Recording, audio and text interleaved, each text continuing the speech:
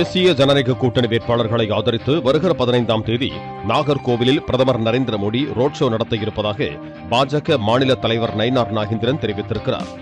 நாகர்கோவிலில் செய்தியாளர்களை சந்தித்த அவர், மக்கள் மனதில் மாற்றம் வந்திருப்பதால் தேர்தலில் வென்று தமிழகத்தில் தேசிய ஜனநாயக கூட்டணி ஆட்சி அமைக்கும் என்று கூறினார். திமுக கூட்டணியில நீட் தேர்வை ரத்து பண்ணலாம்னு சொல்லி பொய்யான வாக்குறுதி ஆட்சி வந்தாங்க அப்படின்னு குற்றச்சாட்டு புரியுது. ஆமா, என்டிஏ கூட்டணி ஆட்சிக்குன்னா நீட் தேர்வை ரத்து செய்யப்படும். இல்ல, அது நாங்க நீட் கொண்டு வர முடியாதுன்னு தான் நாங்க சொல்றோம். தாவேக வேட்பாளர் தாக்கல் பண்றது நிறைய குழப்பங்கள் நடந்தது. அந்த கட்சியுடைய நிலைப்பாடு என்ன நினைக்கும்? இல்ல, அது அவங்களுடைய குறைபாடுகளுக்கு நம்ம என்ன சொல்லணும், கருத்து சொல்லணும். தென் மாவட்டங்கள் ஏதாவது மாற்றம் ஏற்படும் நினைக்கிறீங்க விஜயனுடைய வருகை? அதாவது ஏற்கனவே மக்கள் மனதில் மாற்றம் வந்திருக்கு. தேசிய ஜனநாயக கூட்டணி ஆட்சியை பிடிக்கிற மாற்றம் வந்திருக்கு. வேற யாரும் எந்த மாற்றம் வருவதனால எந்த மாற்றம்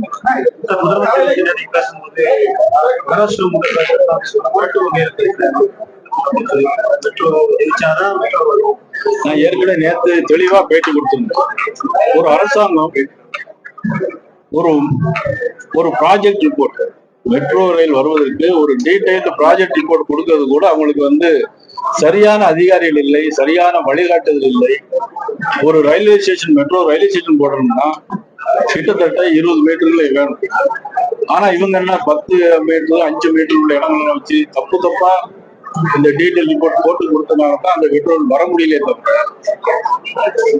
மற்றபடி வேற என்ன. வழக்கமான சட்டமன்ற தேர்தல்னா திமுக அதிமுக பிரச்சனைகள் இருக்கும். ஆனா இந்த முறை முதலமைச்சர் அதிகமா பிஜேபியை மையப்படுத்தியே பேசிட்டு இருக்காரு. இன்னைக்கு பிஜேபியை பார்த்தாதான் முதலமைச்சர் ஒரு பயம். ஏன்னா பிஜேபி தான் இன்னைக்கு அடுத்தால தொடர்ந்து தேசிய ஜனநாயக கூட்டணி ஆட்சிக்கு வந்தால் இவருடைய ஊழல்கள், ஏற்கனவே முன்னாள் அமைச்சர்கள் மீது நிறைய ஊழல் குற்றச்சாட்டு, இடி என்போர்ஸ் நிறைய கேஸ் இருக்கு. எல்லா கேஸையும் எடுத்துவாங்க அப்படிங்கிற பயம். அதனாலதான் பிஜேபி பத்தி பேசிட்டாங்க.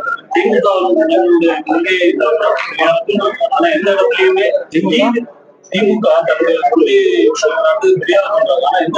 தீவிரமடியை